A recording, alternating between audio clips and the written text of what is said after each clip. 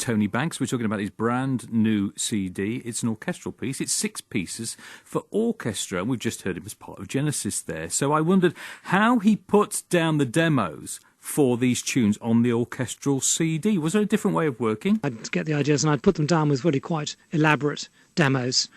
And then I worked with an orchestrator, a guy called Paul Englishby, who's very talented, he's a good writer himself and everything, actually.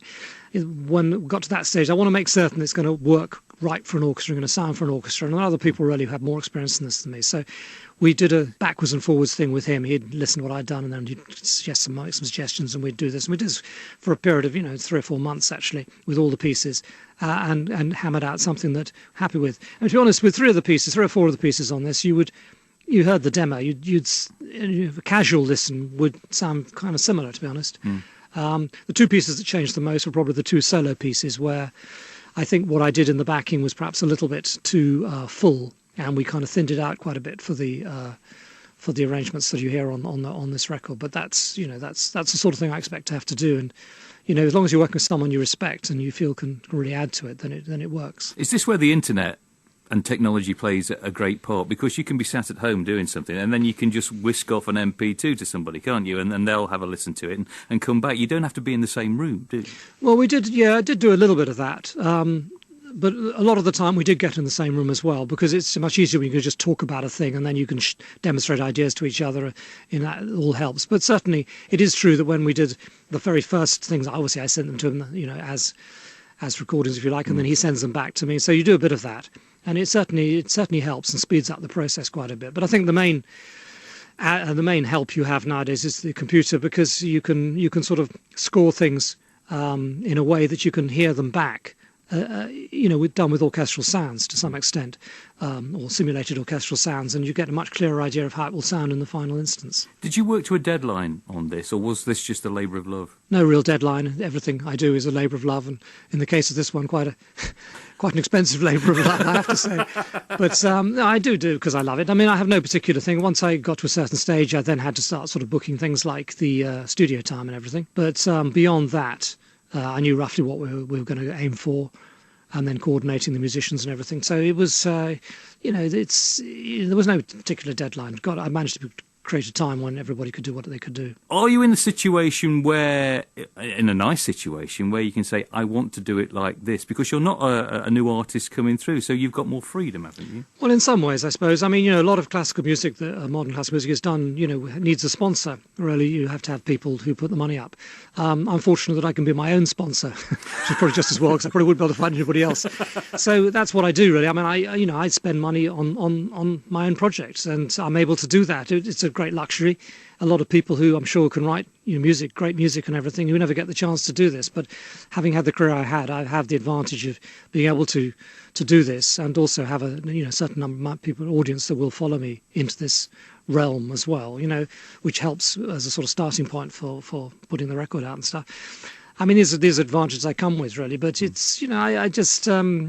this could sell 1 million and still lose money, really. I mean, that's the way these things are, Also comes out on, obviously, the Naxos label, which I'm very proud of the fact that it's actually, they sell stuff very cheap, and I like that. I want people to feel that they can buy this thing on spec, because, how do you know? I mean, what a Tony Banks solo album is going to be like, a classical world, you've no idea, really.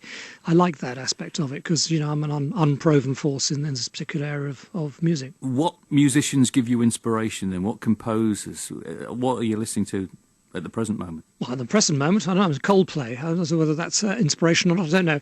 Whatever's on, really, I tend to listen to. I mean, in terms of classical stuff, I mean, I feel I can hear certain influences. A lot of the English composers, particularly, I suppose, Vaughan Williams. He's been a composer that's affected me, and Elgar, I suppose, and Delius and people like that. Also, the Russian composers, Rachmaninoff and Tchaikovsky and stuff. I mean, I think I pick up a bit of this and a bit of that from everywhere. A bit of Ravel, Debussy. These are all people that I've liked, and I'm sure some of it makes its way onto the music. But I hope that what I'm doing is something, that is different. You don't want to just do pastiche. You want to try and add something. But obviously, you are working with an orchestra. Therefore, most things that can be done with an orchestra, if you're working with conventional harmony, kind of sort of has been done one way or another. So you are kind of, you have certain boundaries as to what you can do. But I try to introduce some of the elements that I've come across in other forms of music within this music as well.